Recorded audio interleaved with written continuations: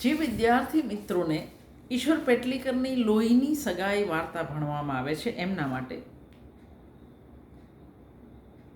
પેટલીકરના બહેન નરાતાળ ગાંડા હતા. કદાચ એમણે આ વાર્તા એમના પરથી લખી હોય એવી શક્યતા પણ છે. એક વાર્તા હરીફાઈ માટે 2 સપ્ટેમ્બર 1950ના દિવસે લોહીની સગાઈ લખાઈ અને વારંવારના ફેર લખાણ પામી હોવાથી એ પોતિકા પ્રસંગ કથનથી ઉપર ઉઠીને પેટલીકરની જ નહીં ગુજરાતી ભાષાની યાદગાર વાર્તા બની રહી. અંગ્રેજી અનુવાદને કારણે લોહીની સગાઈ વાર્તા અન્ય પ્રાંતીય ભાષાઓમાં પણ પહોંચી શકી.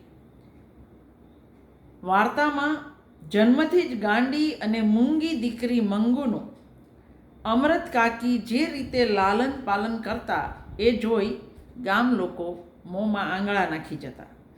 અમરત કાકીના 2 દીકરા ભણી ગણી શહેરમાં કામે વળી ગયા. મોટી દીકરી પરણીને સાસરે ગઈ પછી અમરત કાકીનું સમગ્ર માતૃત્વ મંગુ પર જ ઓળઘોળ થતું. ગામના લોકો મંગુને ગાંડાના દવાખાને મૂકવા કહેતા ત્યારે આંખમાં જળજળિયા સાથે કાકી જવાબ આપતા, હું માં થઈને ચાકરી ન કરી શકું તો દવાખાનાવાળાને શી લાગણી હોય? ખોડા ઢોરને પાંજરાપોળમાં મૂકી આવવા જેવું જ થાય ને.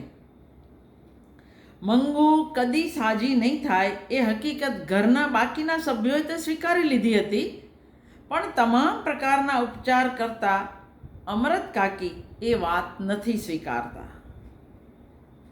ક્યારેક મંગુ ડાયાની જેમ પેશાબ કરવા બેસે તો એ હરખથી ઘેલા થઈ જતા.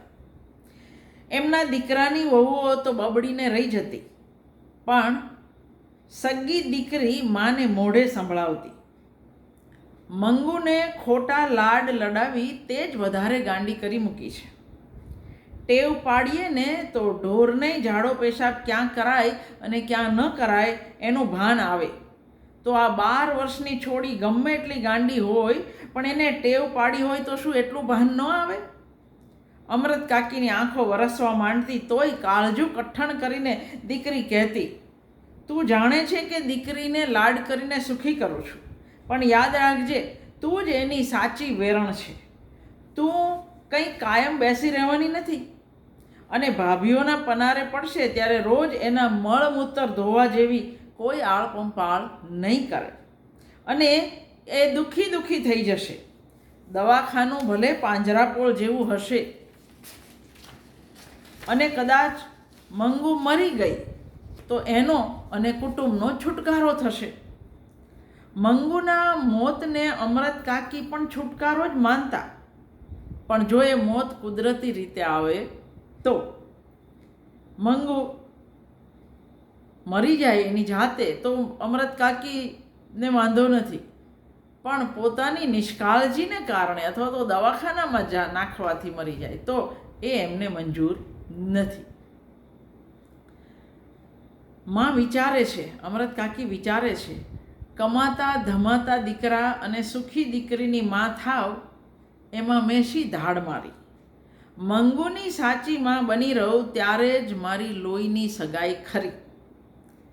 ઘરના લોકોની કચકચ અને ગામના લોકોની શિખામણો દ્વારા વાચક ધીરે ધીરે મંગુની હાલતથી પરિચિત થતો જાય છે.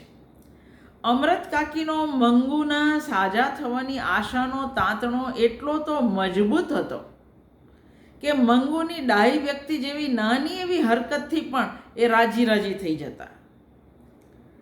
ગામની કુસુમ નામની એક યુવતી નરાતાળ ગાંડી થઈ ગયેલી અને દવાખાને દાખલ કર્યા પછી એ સાવ સાજી થઈને પાછી ફરી એટલે અમરત કાકી મંગુને દવાખાને મૂકવા તૈયાર થયા.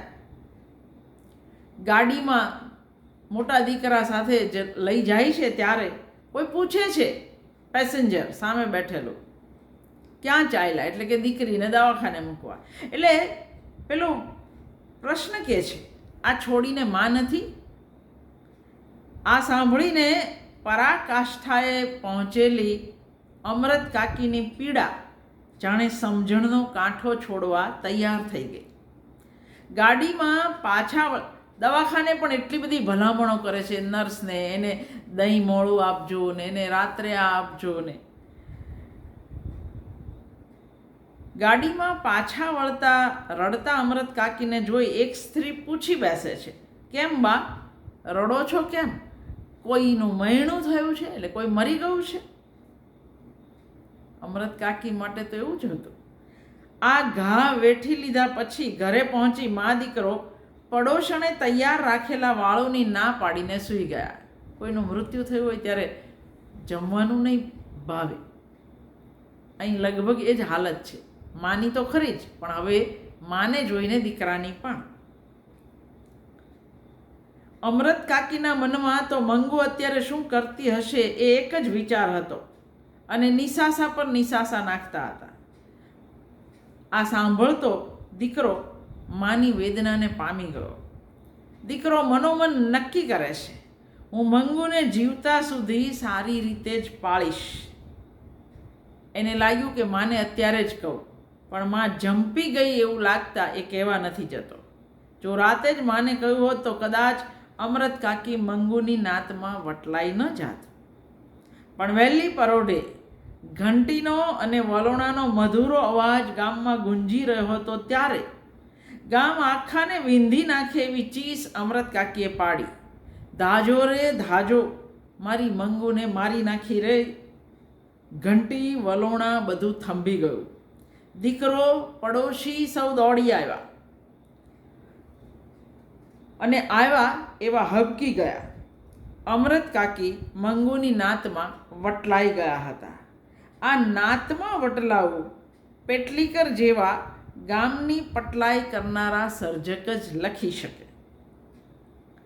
અમરત કાકીએ તો લોહીની સગાઈ નિભાવી જાણી.